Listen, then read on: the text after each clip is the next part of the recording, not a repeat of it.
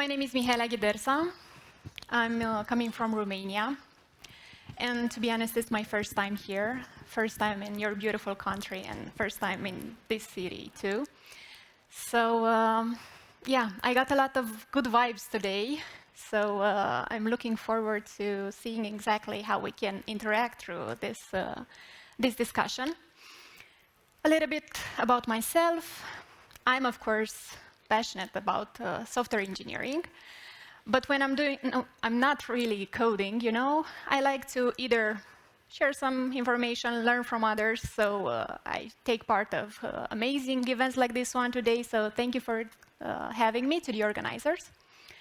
And also, I like to go a lot outside. So a lot of hiking and climbing and all sorts of things like this. Today, I have to be honest, I'm not going to revolve your world around with some very technical stuff. Actually, I think that sometimes this is something that it's kind of a toxic trait for us, because we focus and we think that in order to be better in your work, we have to learn a lot of technical stuff and the latest technology and the latest thing that is going to, take care of all the problems that we have in our application. Well, we have to take a step back and be aware of the fact that even though we are developers and having a lot of interaction with the computer, not so much with the others, well, we are still people, yeah? So we need actually some processes that help us build the software that we want to build, that help us have a good learning path and development path. While we can learn a lot of technical stuff from conferences like this one today and from all sorts of tutorials and courses, when it comes to the interaction between the team members and the levels that they have in the team, it's a bit harder to just give a definition or to give a recipe on how to do it better, because products are different, people are so different, yeah. We have all kinds of situations that we have to deal with. So this is where I want us to have our conversation today. And you're going to say, okay, but how is this technically oriented? Okay, it's interaction, it's processes, we have this, but how is this actually technical, Well, there is this thing called Conway's Law that says that any organization that designs a system will produce a design whose structure is a copy of an organization's communication structure. So basically what we are talking about is, if in my company I have very good processes of communication and independent teams that are working together and collaborate, then also in my system I'm going to have the same structure. If I have, a single big team that is doing everything and we try to handle everything, then in our product also we will see this kind of issues, or maybe this kind of structure with all that it comes. And I've been in this kind of product at some time. Lucky me, I joined the team in the moment where the product was already stable. But until that moment of having something stable, they switched a lot of architectural styles, and they tried a lot on the development part, on the technical part, until they realized that actually they needed better processes. And they found an architect that was actually very good at keeping the team together and organizing the team while raising them into better developers and professionals. So that's why we discussed today about this. Of course, I'm not going to go very much into the organizations and things like this. We are going just, let's say, break some toxic myths and maybe some mindsets. And I'm not sure about you, but I've met, in my experience, all these myths. So please raise your hands if at least one of these are familiar to you at some point in time.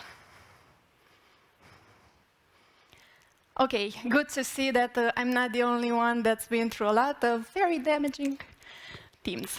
That's good. Kidding now, but while we are going to go through our conversation today, we are going to debunk all of these myths, as this kind of misconceptions can lead to all sorts of misunderstandings and teams that are not aligned and don't have the same goal in the end. So it's important to go through them. And of course, we cannot name a presentation too many phases of architecture and not discuss about that architecture, right? Because the thing is that when there are so many phases of the architecture, so we have so many ideas about what this could be in our product, different ideas about this, how this would work in our product. Well, we are having a lot of trouble with building it and making it the best version. So let's just keep it simple. When it comes to architecture, let's just say that it's a structure. It's a structure that we have a starting point, and then we start building on that point, component by component, relationships, how they can evolve, and so on. While searching for a definition, you know, the perfect definition for this presentation, when it comes to architecture, I've seen a lot of definitions that were misleading, abstract, hard to understand, but I really liked one beyond the ones that got me confused. And it's from Grady Bach. If you maybe are not familiar with the name, I'm sure that you've been working with UML. He's one of the guys that developed this. Of course, he has great impact on architecture and system design, so amazing professional. But he's saying something like this, and I'm going to quote him. He's saying that architecture represents the significant decisions that shape a system, where significance is measured by the cost of change. So we see a lot of significant. How do we know what is significant? How we determine what is significant in our product? Like, just by looking, you know, as a developer, just by looking at the product, how do I understand exactly when I'm making a change, okay, this is going to impact a lot of the organization or the development from now on, and this is, you know, not so important. Well, we can borrow some concept that comes from building architecture that is called shearing layers of change. So basically, with each layer that we have in our application, or in our houses, let's say in the buildings that we are building, we can notice what is very easy to change and what is very hard to change. So if I'm just taking an example, if I'm thinking at the site of a house, and I decide, okay, this is the site of my house, it's going to be difficult for me after I build it to change the site. Not impossible, because, yeah, emerging engineering all over the place, but I'm guessing it's one of the hardest things to do. Compared to, let's just say, I want to move a lamp somewhere, you know, from one place to the other, to another in my house. This is easy to do. It's something that I can work with. It's not a big decision. I can think about it later. The same goes also in software development. Yeah. I have to recognize exactly what are the layers that are harder to change, or that I'm touching, and how important are they, and which ones are the ones where I maybe don't have to put so much effort into making the right decision. Yeah. So let's say that it's harder to change the platform later. Not impossible again, but it takes a lot of effort compared to maybe some CSS somewhere. Not that complex to do that. And you might get tricked into thinking that, you know, if you are a good developer and if you apply some best practices and you're doing your job very well, well, you don't need to know about architecture. Well, this is not true. Because in order to make informed decisions, in order to be able to maybe assess the changes that we are going to do in our daily work, because we are not going to, you know, always stay at the stuff layer. Yeah, sometimes we're going deeper and deeper into the details. We need to understand exactly the systems design, the principles that are being used, because they are going to be reflected in how our application is going to evolve in time. So we discussed about the developer and the relationship that maybe the developer can have with the architecture, but where is the architect in all this combination, in all this structure? Well, the role of an architect is pretty hard to define because, at least from what I've experienced, is dependent a lot on the methodologies that we are using in an organization, the context, the technologies that we're working with. So it's a bit hard to say, okay, the architect is this, this, and this. But what we can define for sure, and you can add to the list if you want, it's what is not.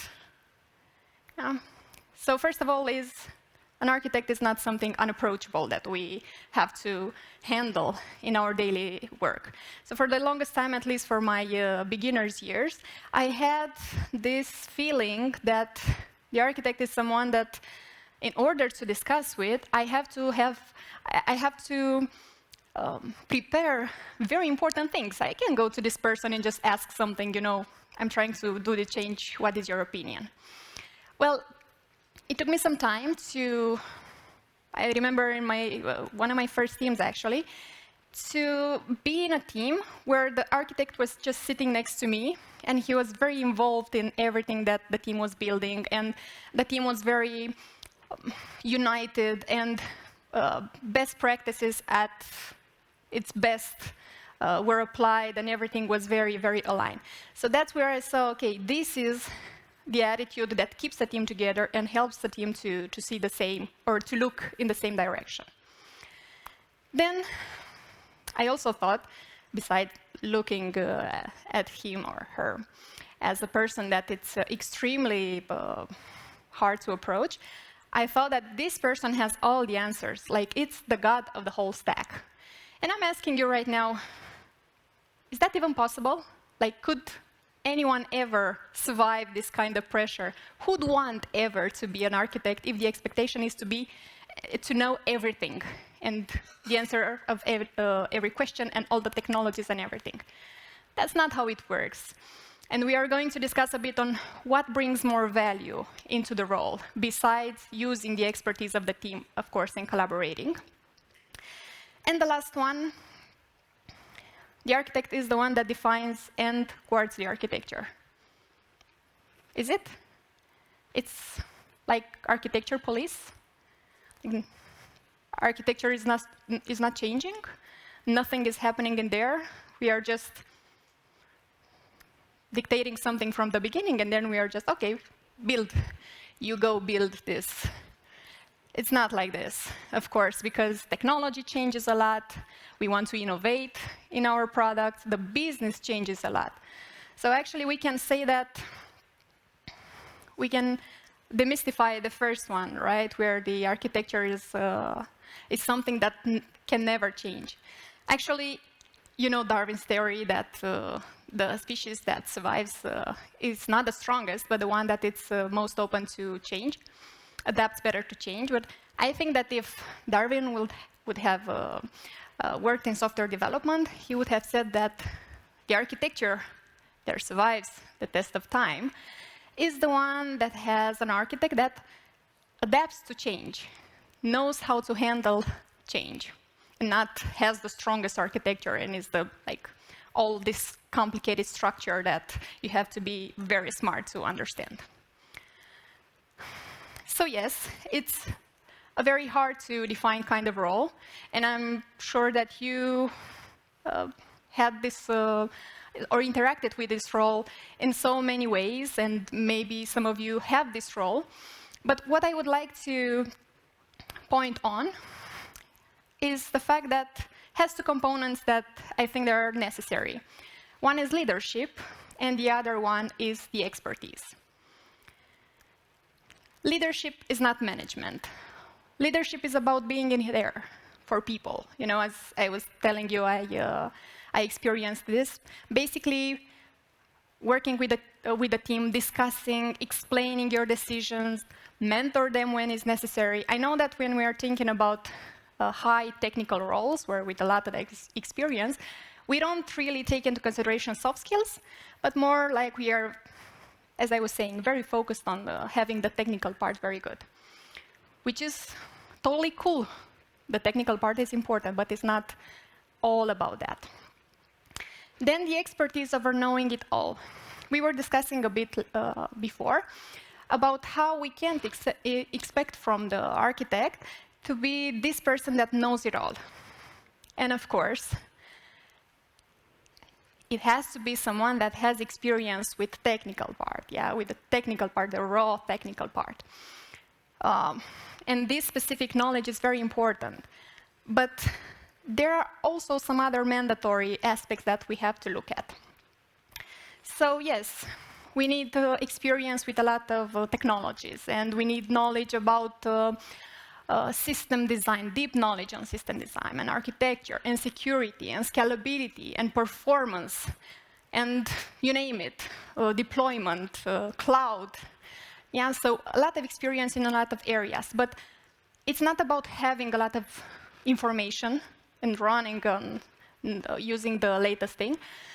It's more like, what do I do with all this information?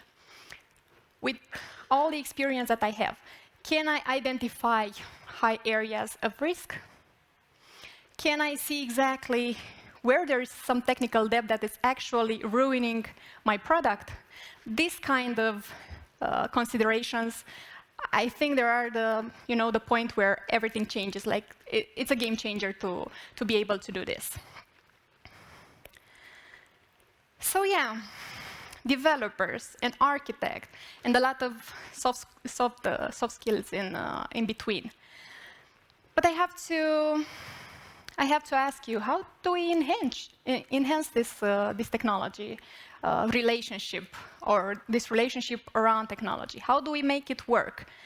Because we get so wrapped up in our daily work and in the way we already have processes in place that it's hard for us to actually see where we might have some issues.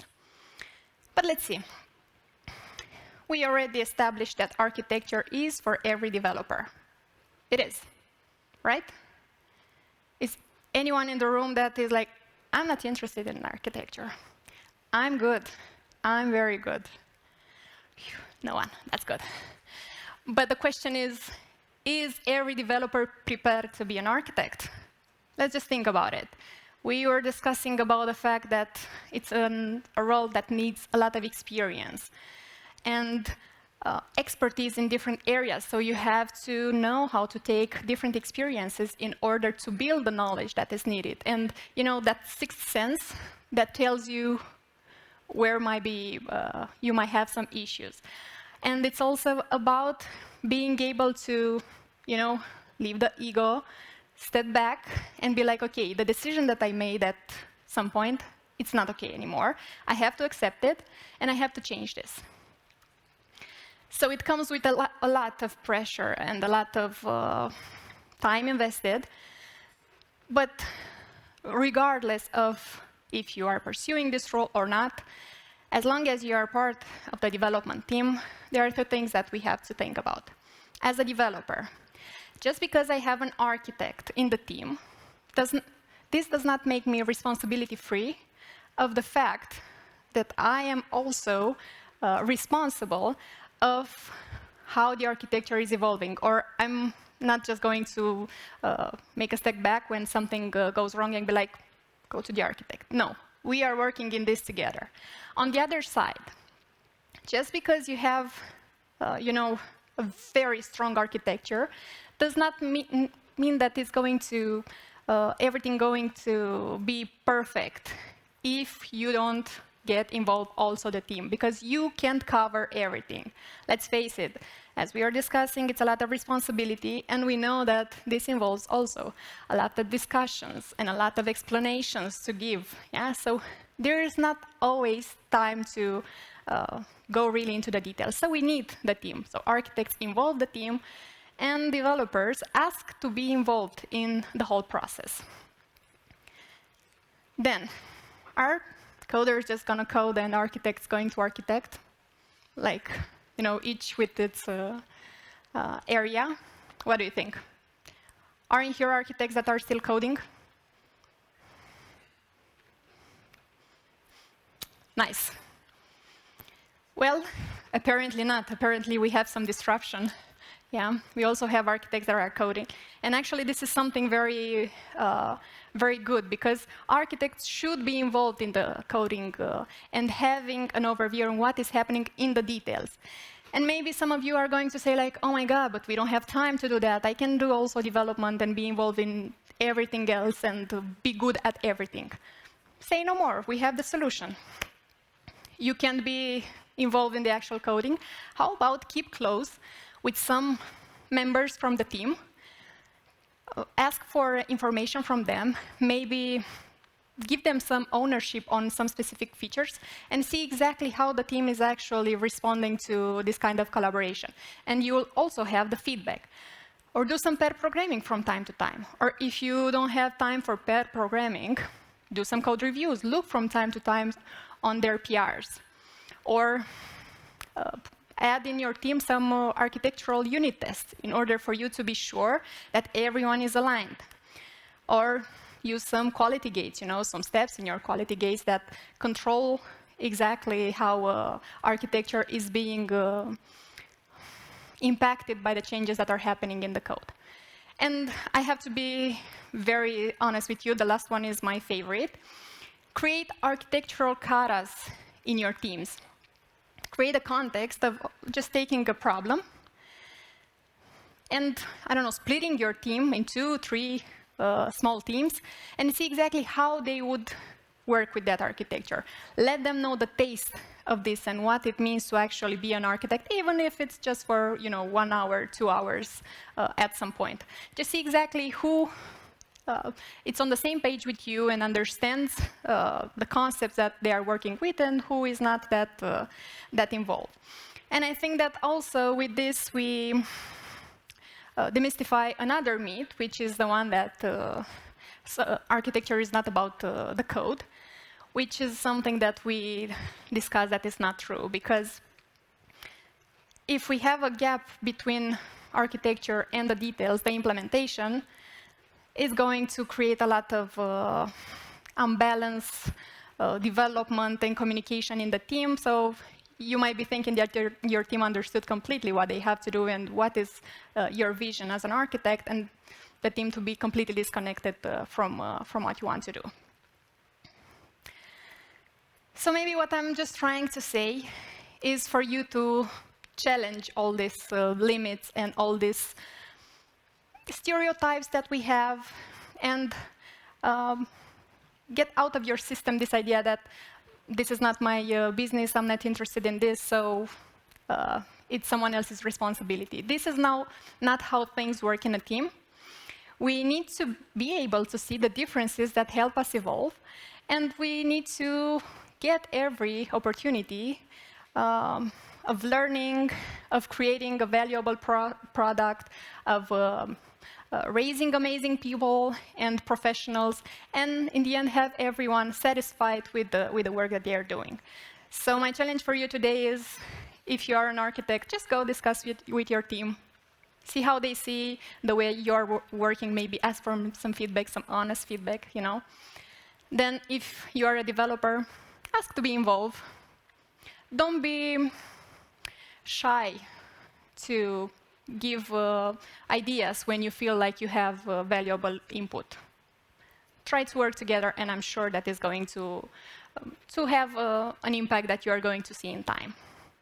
And because time is very short, and sometimes it's hard to actually cover everything that we have in mind, I'm going to also let you this. I've put my thoughts into this and try to be as precise as possible in my experience that I have and the things that I've learned along the way. So I hope that you are inspired, and yeah, I would be extremely important for the time that it is left if we can discuss. Tell me your experiences and how are you interacting with your teams or with your architect while working. Any thoughts? No. I hope that this is just, was silence because you are thinking about all the things that you have to change in your teams. Thank you very much.